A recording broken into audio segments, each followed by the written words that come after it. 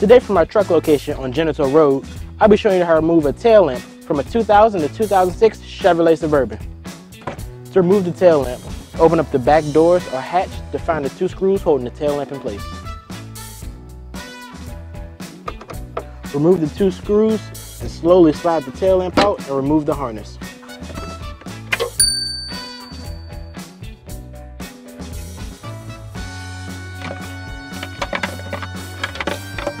See, now wasn't that fast and easy? I'm Aaron from Chesterfield Auto Parts, and stay tuned for our next video. Find your inner mechanic. Visit Chesterfield Auto Parts to find a part, pull it yourself, and save a ton of money.